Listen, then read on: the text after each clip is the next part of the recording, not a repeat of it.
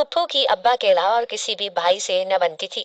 यही वजह थी कि पुप्पो मुस्तकिल हमारे साथ ही हमारे घर में रहती थी, मगर उनका होना ना होना एक बराबर था, क्योंकि उनको अपनी तलाक का इतना सदमा लगा था कि वो कमरे की ही होकर रह गई थी। मुस्तकिल अपने कमरे में बंद रहती थी। कभी कभी अम्मा या अब्बा जबरदस्ती उनको बाहर लेकर आते, तो थोड़ी देर बैठने के बाद वो वापस कमरे में चली आती। आहिस्ता आहिस्ता वो अपना जहनी तवाजुन खोती चली गई थी। अब्बा और अम्मा ने कई मर्तबा उनकी दोबारा शादी की बात छेड़ी, लेकिन अब तो पुप्पो शादी के नाम पर ही चीखने चिल्लाने लगती थी। सो मजबूरन अब्बा और अम्मा को खामोश होना पड़ा। पुप्पो अकेले कमरे में रह रहकर बिल्कुल ही पागल हो गई थी। उसे अपने इर्द गिर्द का कोई होश न था, न प्यास का कोई होश होता और न ही भूख लगती। अब्बा उसकी हालत देखकर दिल ही दिल में खड़ते रहते थे। फिर एक दिन ताया से मशवरा करके पुप्पो को डॉक्टर के पास लेकर गए। इलाज से ये फायदा हुआ कि पुप्पो आहिस्ता आहिस्ता बेहतरी की तरफ आने लगी थी। करीब था कि वो बिल्कुल ठीक हो जाती, मगर फिर एक दिन सबके किराए पर पानी फिर गया। उस वक्त मैं 24 साल की थी। जब अम्मा ने भाई की शादी की ख्वाहिश जाहिर की, तो भाई ने कहा कि वो अपनी मर्जी की लड़की से शादी करेगा। अम्मा अब्बा को कोई मसला न था। यूं भाई की बताई गई जगह पर गए और चट मंगनी पट ब्याह तय कर दिया गया। कुछ दिन बाद भाई की महबूबा इशरत भाई की दुल्हन बनकर हमारे घर आ गई। उसका आना था कि हमारे घर जैसे कोहराम समझ गया हो।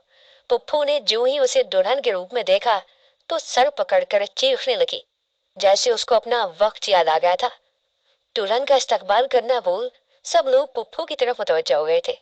पुप्पू चीखते चीखते ऐसे बेहोश हुई कि अगले 2 दिन तक होश में न आई। अस्पतालों के चक्कर लगा लगा कर सब थक गए थे। आखिरकार तीसरे दिन उसे होश आया, मगर वो बिल्कुल चुपचाप और साख्त थी। घर लाने के बाद अपने कमरे में जाकर बंद हो गई। इशरत भाभी खुश शक्ल थी, लेकिन शायद मूडी भी थी। खानदान भर में वो सब्ज कदम मशहूर हो चुकी थी। इसके आते साथ ही हमारे घर में इतना बड़ा हादसा हो गया था। वो तो शुक्र था कि पुप्पो को होश आ गया था। अगर पुप्पो को होश न आता तो न जाने क्या होता। खैर, वक्त गुजरता गया, लेकिन भाभी हमारे साथ सेटल न हो सकी थी। उसे पुप्पो का इस घर में रहना सख्त नागवार गुजर रहा था। पुप्पो के जिक्र पर ही उसकी नाक आसमान पर जा पहुंचती थी। वो बहुत ही अजीब आदत की मालिक थी। अक्सर ही मुझे अजीब सी नजरों से घूरती रहती और जेरे लब बर वक्त कुछ न कुछ बड़बड़ाती रहती थी। जाय नमाज पर बैठती तो 2-2 घंटे बैठी रहती और अल्लाह जाने कौन कौन से वजीफे करती थी। मुझे तो 1 मिनट भी सुकून से न बैठने देती थी। जब भी मैं उसे कहीं बैठी हुई मिल जाती, तो आकर अपने लेक्चर शुरू कर देती थी। उसकी तरह उसकी बातें भी अजीब सी होती थी, जो मेरे सर के ऊपर से गुजर जाती थी।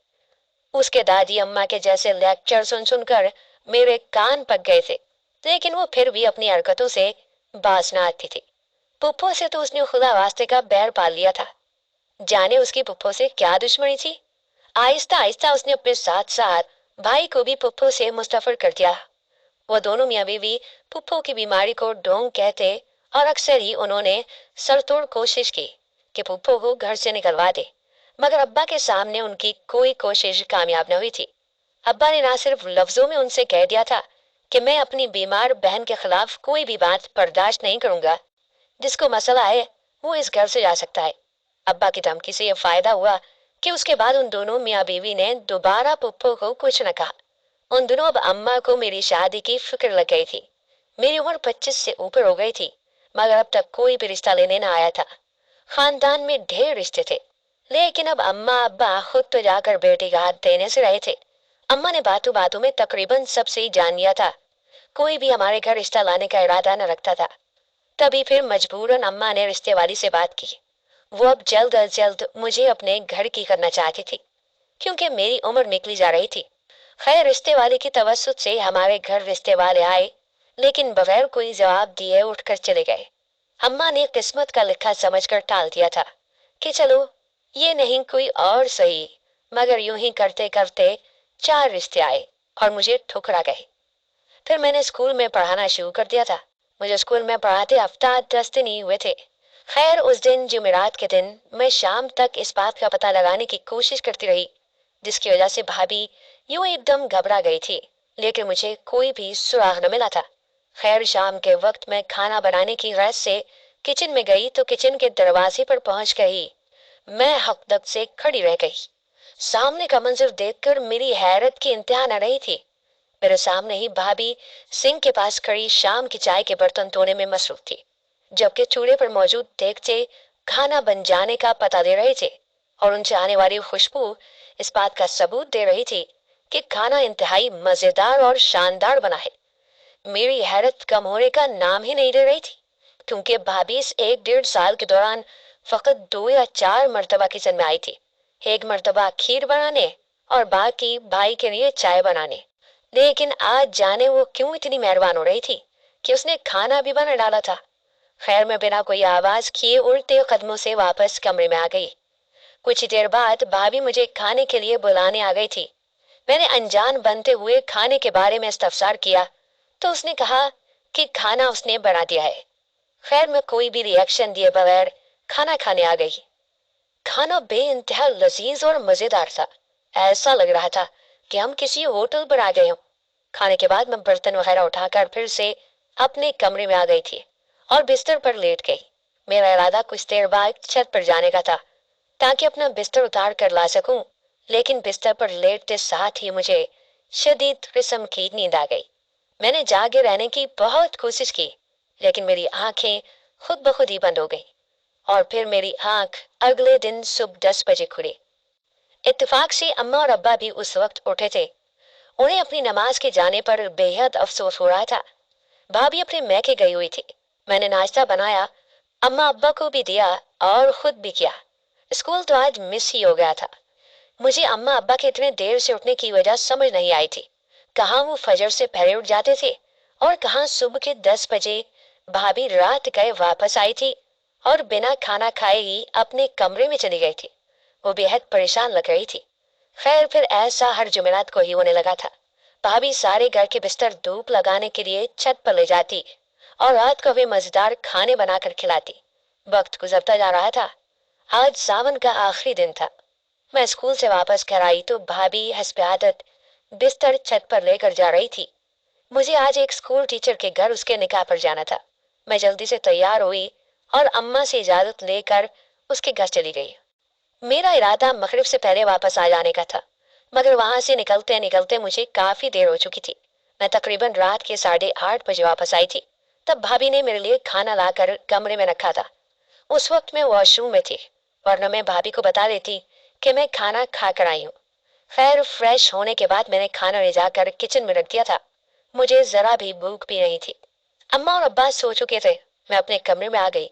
मुझे नींद नहीं आ रही थी, मगर मैं आंखें बंद करके लेट गई। कुछ देर बाद मुझे अपने पांव पर कुछ गीला सा महसूस हुआ तो मैंने एकदम से उठकर अपने सामने एक टॉर्च लगाई थी।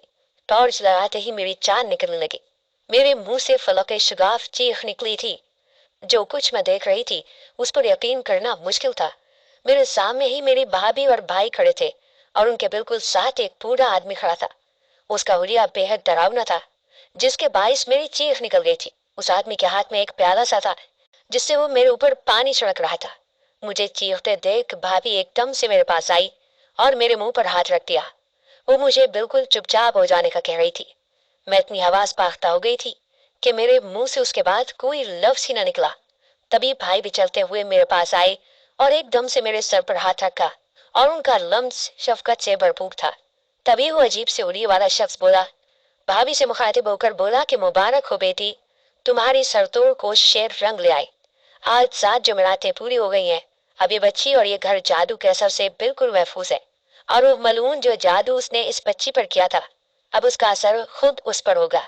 फिर वो बुजुर्ग मेरे पास आया और मेरे सर पर शफकत से हाथ धरते हुए बोला कि नमाज में कोताही न किया करो, उसकी पाबंदी किया करो। तुम्हारे सारे घर वाले नमाज की पाबंदी करते हैं, इसलिए सब के सब जादू के असर से महफूज रहे। किसी को कुछ बड़ा नुकसान नहीं हुआ। लेकिन अगर तुम्हारी भाभी खोज न लगाती और इस जादू का तोड़ न होता तो तुम्हारा चेहरा और जिस्म बिल्कुल काला स्याह हो जाना था। तुम पर बहुत सख्त वार किया गया था। अपने माँ बाप का हुक्म मानो और भाभी की बातों पर गौर किया करो। ये बहुत समझदार बच्ची है। मैं किसी कैफियत में बुजुर्ग की बातों पर सर हाँ में हिला रही थी। उसके बाद बुजुर्ग ने जेर लब कुछ पढ़कर मेरे माथे पर फूंक मारी और भाभी से इजाजत लिए चले गए। भाभी उनके साथ ही उनको बाहर तक छोड़ने के लिए गई थी। मैं भाभी की तरफ सवालिया नजरों से देख रही थी। जब भाभी ने मुझे बेड पर लेटा दिया, कुछ ही देर बाद मैं सो गई थी। सुबह मेरी आंख पुप्पो की चीखों से खुली। मैं एकदम से कमरे से निकलकर बाहर गई। सामने का मंजर देखते ही मेरे होश उड़ गए। सामने ही पुप्पो लॉन्च के बीचों बीच खड़ी अपने चेहरे को नाखूनों की मदद से खुरच खुरच कर चीखे जा रही थी। उसका पूरा जिस्म स्याह पड़ा हुआ था। मुझे एकदम से बुजुर्ग की बात याद आई थी, जिससे मैं बेयकीनी की कैफियत से पुप्पो की तरफ देखने लगी थी। क्या मेरे साथ जो कुछ भी हुआ था वो पुप्पो ने किया था? लेकिन पुप्पो को क्या जरूरत पड़ी थी? आखिर पुप्पो ऐसा क्यों करेगी?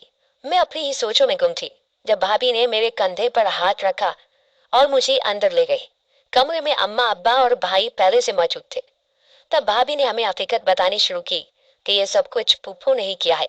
दरअसल पुप्पो पहले से काले जादू वाले काम में मुलविस थी और पैसे देकर कई लोगों की जिंदगियां बर्बाद कर चुकी थी। पुप्पो को अम्मा से नफरत थी। वो अम्मा की जगह अपनी सहेली को अपनी भाभी बनाना चाहती थी, मगर ऐसा ना हो सका। तो उसने काले जादू के जरिए अम्मा पर वार करने शुरू कर दिए। लेकिन अम्मा शुरू से नमाज की पाबंद थी और तिलावत किया करती थी, तो अम्मा पर जादू का कोई असर न हुआ। इसी दौरान पुप्पो की शादी हो गई और 2 महीने बाद उसके ससुराल को उसके काले करतूत के बारे में इल्म हो गया, तो उसको तलाक दे दी गई। उसको यही लगा था कि अम्मा ने उसके ससुराल में ये बात बताई है, तभी वो जहनी तवाजुन खोने का ड्रामा करके हमारे घर आ गई और अम्मा को हर तरह से परेशान करने की कोशिश करने लगी। अम्मा जानती थी कि पुप्पो की हकीकत क्या है, मगर कभी भी अब्बा को बताने की हिम्मत न कर पाई, क्योंकि अब्बा अपनी बहन के खिलाफ कोई बात भी न सुनते थे। फिर भाभी के आते ही जब पुप्पो ने देखा कि अम्मा की सीट मजबूत हो गई है, तो उसने हम सबको भाभी के खिलाफ करने की कोशिश शुरू कर दी।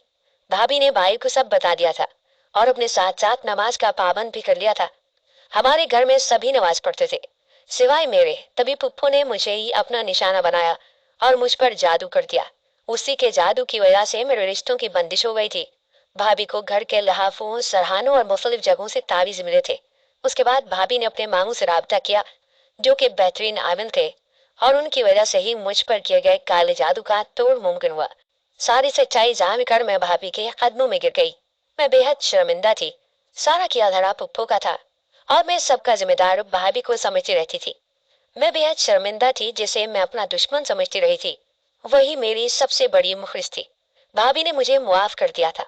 उस दिन के बाद से मैंने नमाज की पाबंदी शुरू कर दी थी और चंद ही दिन बाद मेरा एक अच्छी जगह रिश्ता तय हो गया था। पुप्पो जिंदगी के आखिरी दिन गिन रही थी। उसको कोढ़ की बीमारी लग गई थी, जो आहिस्ता आहिस्ता उसको मौत की तरफ ले जा रही थी।